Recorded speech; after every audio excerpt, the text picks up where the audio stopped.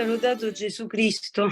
Allora, proseguendo il tema della riparazione, abbiamo iniziato così la scorsa settimana ad inaugurare il tempo del mese della riparazione eucaristica. Vogliamo approfondire l'argomento su dove poter attuare questo importante progetto che la Vergine Eucaristia chiede ad ogni anima che è volenterosa. Allora, cari amici, per soddisfare giustamente le richieste di ciascuno di voi che chiedono ma come si fanno questi focolari? Qual è il luogo più naturale perché questi focolari si possano realizzare? Allora, uno dei luoghi principali è certamente la famiglia.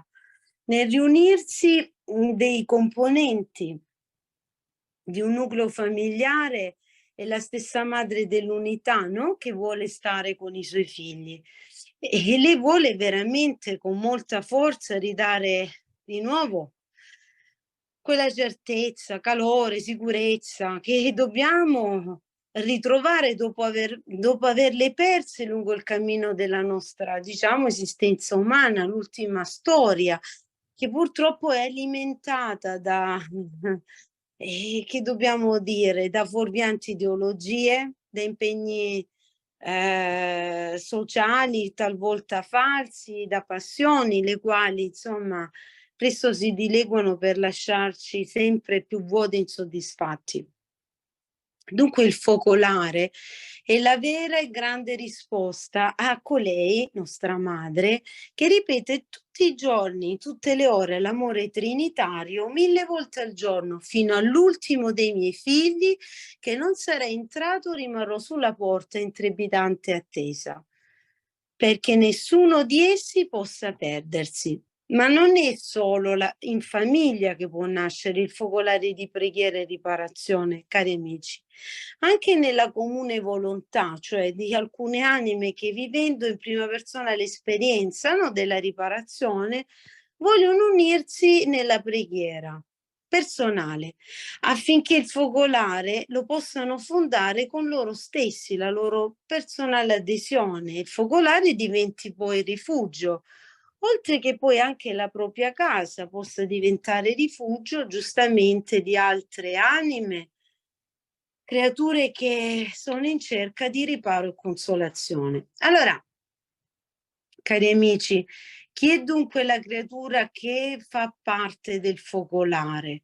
È certamente un'anima che ha detto sì al messaggio della riparazione che la Madonna porta a Manduria e lo vive in prima persona, offrendosi come anima ostia riparatrice, affinché, insomma, in un certo senso possa essere risanato e riparato che cosa? Il male che si diffonde nel mondo in tutte le ore. Quindi la creatura cerca altre anime, oltre se stessa, per chi? Per il suo Gesù, che siano disposte a far parte di questo grande esercito della riparazione, che non è tanto una cosa fisica, come molti dell'ultima ora intendono fare, cioè creare movimenti, piccoli resti, in realtà il piccolo resto di Maria, il grande resto, è tutta la Chiesa Cattolica fedele della Madonna. Quindi in realtà quello che la Madonna pronuncia e dichiara a Manduria è quantomeno sconvolgente, cioè non vuole un movimento che si veda tanto da fuori quanto da dentro.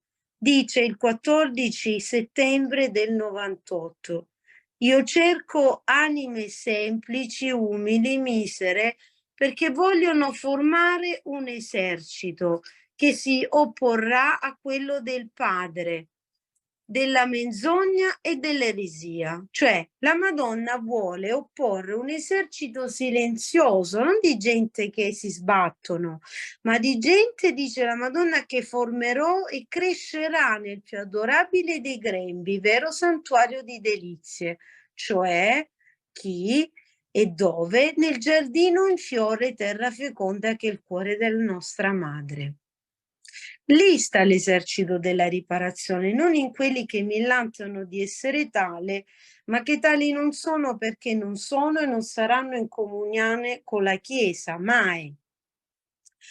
E prima di approfondire perché è così importante che ci siano sempre più focolari nel mondo, intendo dire in queste ore, mentre si sta per realizzare questo sinodo, c'è chi dice il sinodo maledetto, c'è chi parla invece del sinodo dell'abominio. Ecco, cari amici, se avessimo un po' a cuore la salvezza, ma fossimo un po' anche studiosi delle cose della Chiesa e del mondo, capiremmo che un mondo in evoluzione come il nostro non può non farsi questo tipo di domande come quello che sta accadendo nella Chiesa. Quindi questo concetto di sinodalità vuol dire parliamo tutti insieme e ci incontriamo. Quindi alla fine il fatto di dire che Papa Francesco desidera, dice, lo facciamo come il capo espiatorio di tutto, in realtà dovremmo capire che lui lo diventa effettivamente, ma perché c'è una parte, una grande porzione di Chiesa, non solo ovviamente italiana, ma soprattutto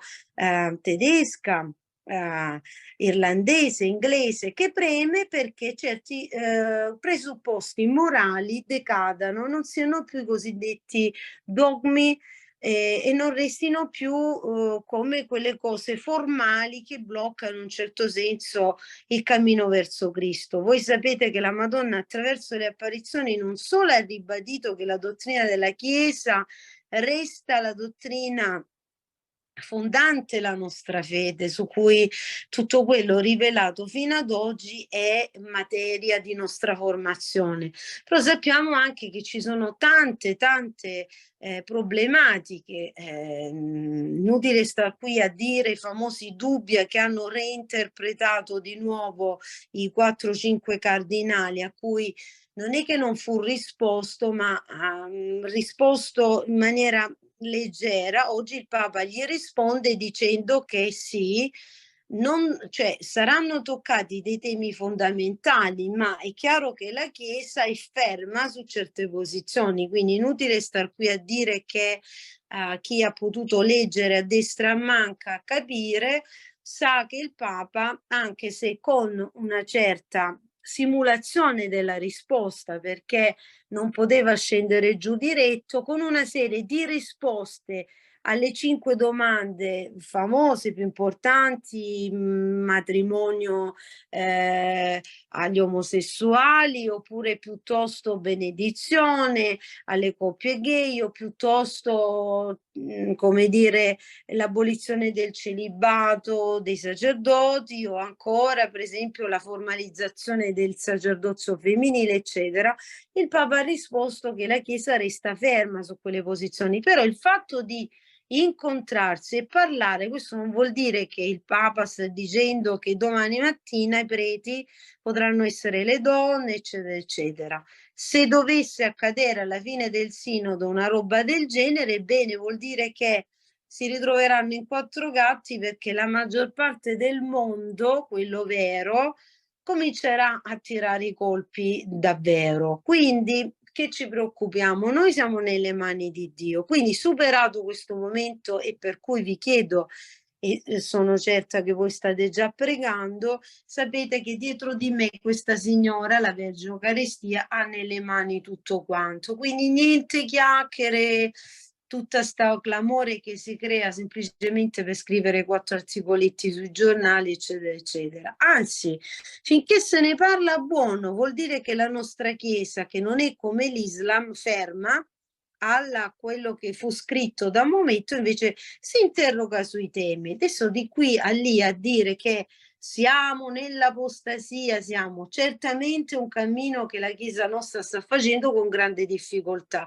sempre però amici, assistita dallo Spirito Santo in Maria. Allora perché, cari amici, stiamo parlando appunto in questo contesto dei focolari? Perché è così importante che ci siano sempre più focolari nel mondo? Innanzitutto proprio per questo, perché guardando la situazione storica che stiamo affrontando, quindi nella Chiesa, per contrastare e bilanciare il tutto, occorrono questi focolari nella famiglia, con la famiglia intera, oppure in casa con la persona se si trova da sola, con la mamma, il papà, qualcuno, il bambino, tutti quelli che si vogliono riunire ma non solo a dire nella recita del rosario il proprio fiat, ma a promettere a Dio qualcosa di più. Ti dono in cambio il mio cuore.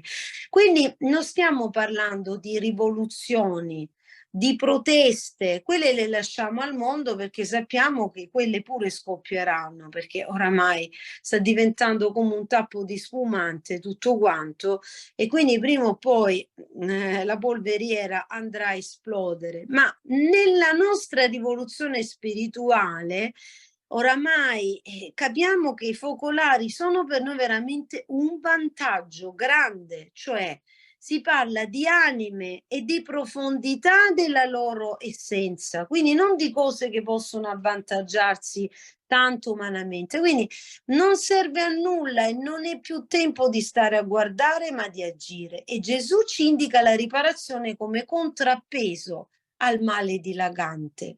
Dice il maestro il 10 marzo 99: io ti prometto che porrò la mia pace tra gli abitanti del mondo se un grande numero di anime, ostie, riparatrici, le chiama così il Signore, si porranno in stato di completo abbandono al mio volere. Io bilancerò il disequilibrio provocato dai folli, controbilancerò con le donazioni di queste anime. Quindi, cari amici, l'umanità, compresa la Chiesa, si trova in questo processo di forte purificazione, no?